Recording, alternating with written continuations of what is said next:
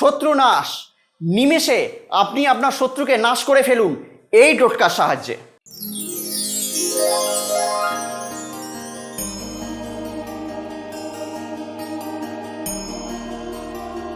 নমস্কার, আমি অয়ন আবারও হাজির আপনাদের সামনে এবং আপনাদেরকে স্বাগত জানাচ্ছি আপনাদেরই চ্যানেলে। আপনারা সবাই কেমন আছেন? আপনারা সবাই প্রচণ্ড ভালো আছেন, খুবই ভালো আছেন এবং সেই আশা নিয়েই শুরু করছি আজকের অনুষ্ঠান। আজকের অনুষ্ঠানটি হলো শত্রু দমন বা শত্রু নাশ। অর্থাৎ আপনি আপনার শত্রুর জ্বালায় মরছেন, শত্রুর জ্বালায় আপনি টিকতে পারছেন না, এত মানুষে আপনার সঙ্গে শত্রুতা করছে যে আপনার বেঁচে থাকা দুর্বিষহ হয়ে যাচ্ছে। তো কি করবেন আপনি? সেই শত্রুকে তো নাশ করতে হবে। সে যদি বেঁচে থাকে আপনি তো বেঁচে থাকতে পারবেন না, অকারণে আপনাকে ডিস্টার্ব করে যাচ্ছে। তো যাই হোক, সেই টপিক নিয়েই আজকে আমার অনুষ্ঠানে। যদি মনে হয় যে আমার এই ভিডিওটি আপনাদেরকে ভালো লাগতে শুরু করে তাহলে এক্ষুনি এই ভিডিওটিকে একটা লাইক করে দিন। আর নতুন যদি ভিউয়ার্স হন আমার এই চ্যানেলে তাহলে অবশ্যই এক্ষুনি চ্যানেলটিকে সাবস্ক্রাইব করে দিন। মূল ভিডিওটি শুরু করার আগে আমি একটা গল্প আপনাদের সঙ্গে শেয়ার করতে চাই। এক বন্যা সময় একটা পরিস্থিতি, একটি নাতনি ফুটফুটে বাচ্চা মেয়ে এসে তার দাদুকে জিজ্ঞেস করেছে, দাদু ভালোবাসা কি সবার কপালে জোটে এবং এর সত্যতা কি? তখন দাদু মুচকি হেসে বলল যে ঠিক আছে, তুমি কালকে বাগান থেকে তোমার সব থেকে পছন্দের ফুলটি তুলে নিয়ে আসবে।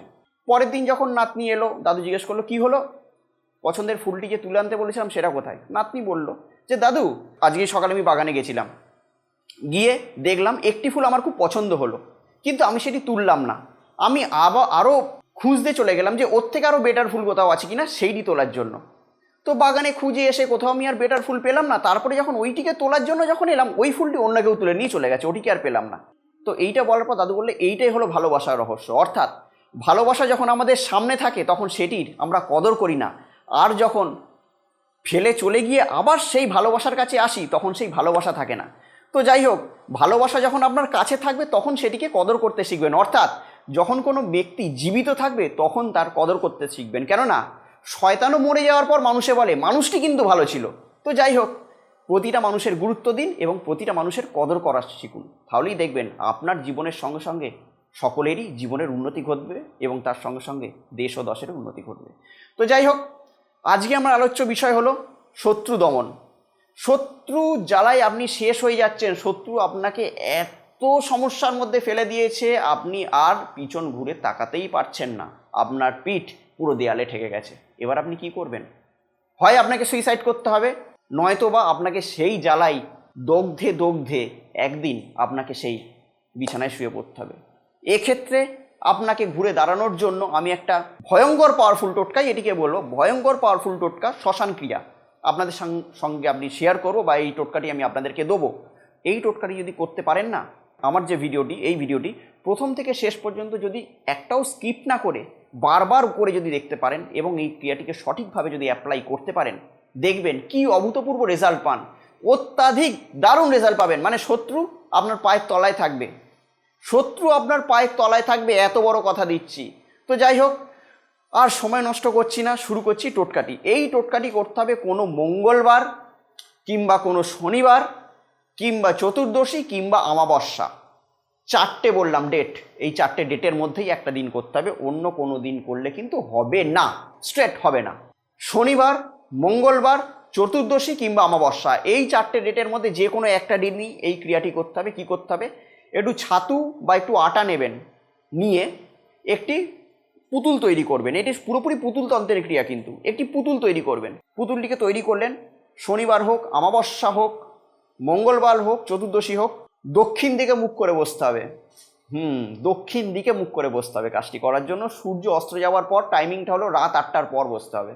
দক্ষিণ দিকে মুখ করে বসবেন। আসনটা হবে কালো আসন, ভালো করে মাথায় নিন।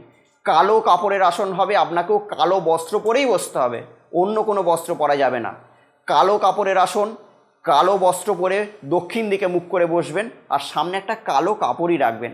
তার ওপর আমি যে বললাম একটি ছাতু কিংবা আটা দিয়ে পুতুলটিকে তৈরি করবেন। পুতুলটিকে তৈরি করলেন, তৈরি করার পর যাকে আপনি দমন করতে চান সেই শত্রুর একটা পাসপোর্ট সাইজের একটা ছবি নেবেন, তার পিছনে ঠিক কালো কালির মার্কার দিয়ে শত্রুর নামটাকে লিখে রাখবেন। 3 বার শত্রুর নামটাকে সেই ফটোর পিছনে লিখবেন। লিখে নিয়ে ফটোটিকে আপনি যে পুতুলটা বানিয়েছেন না, পুতুলটির বুকের ওপর রেখে দেবেন।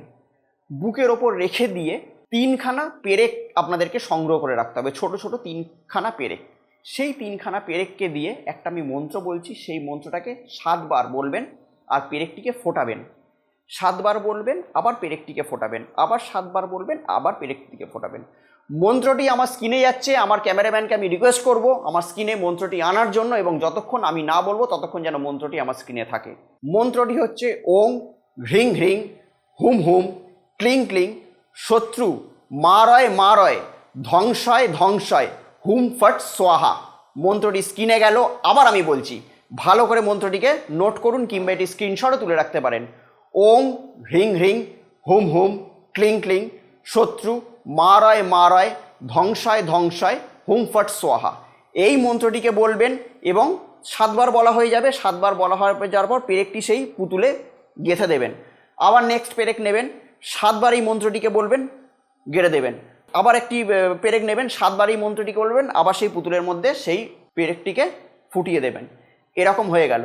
হয়ে যাওয়ার পর সেই যে কাপড় সমেত যে জিনিসটি আপনাদের সামনে যেটা হলো, শত্রুর বুকে আপনারা দিয়ে দিলেন, 3টে পেরেক গেঁথে দিয়ে সেটিকে নিয়ে চলে যাবেন কোনো শ্মশানে। অবশ্যই সেটিকে নিয়ে সেদিন রাত্রেই চলে যাবেন কোনো শ্মশানে। শ্মশানে নিয়ে গিয়ে শ্মশানে সেটিকে পুঁতে দেবেন। পুঁতে দিয়ে বাঁ পা দিয়ে 3 বার সেখানে লাথি মারবেন, বাঁ পা দিয়ে 3 বার সেখানে লাথি মারবেন। লাথি মেরে সোজা বাড়ি চলে আসবেন, অন্য কোনো দিকে তাকাবেন না। সেই দিন রাত্রের মধ্যেই এই ক্রিয়াটি সম্পন্ন করতে হবে। করার ঠিক 7 দিন, 7 ডেজ, তারপর দিন থেকে দিন গোনা শুরু করবেন। 7টা দিনের মধ্যেই আপনার শত্রু নাশ হবেই হবে, হতেই হবে। সে যত বড়ই শত্রু হোক, যাই হোক না কেন, সেই শত্রু আপনার নাশ হবে। সেই শত্রুর লাইফে এরকম বাজে বাজে জিনিস সৃষ্টি হয়ে যাবে যে সেই শত্রু আপনার সামনে দাঁড়ানোর চেষ্টাই কোনোদিনও করবে না। সেই শত্রু পুরোপুরি নাশ হয়ে যাবে, আপনার জীবন থেকে পুরোপুরি সে ভ্যানিশ হয়ে যাবে শুধুমাত্র 7 দিনের মধ্যে।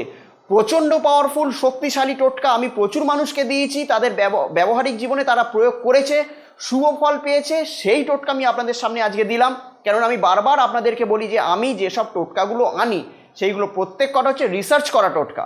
মানে কাউকে দিয়েছি, তারা সেই টোটকার শুভ ফল পেয়েছে, সেই শুভ ফলের টোটকা আমি আপনাদের সামনে উপস্থিত করি, কেননা সেই শুভ ফলের টোটকা নিয়ে আপনারাও যাতে শুভ ফল পান। কেননা আমি বারবার ধরে একটা কথা বলি, আমার যারা সাবস্ক্রাইবার, আমার যারা ভিউয়ার্স, কোনো মতেই তারা খারাপ থাকুক সেটা আমি চাই না। আমি অন্ততপক্ষে তাদেরকে খারাপ থাকতে দেবো না, সেটা আমার একটা নৈতিক দায়িত্ব।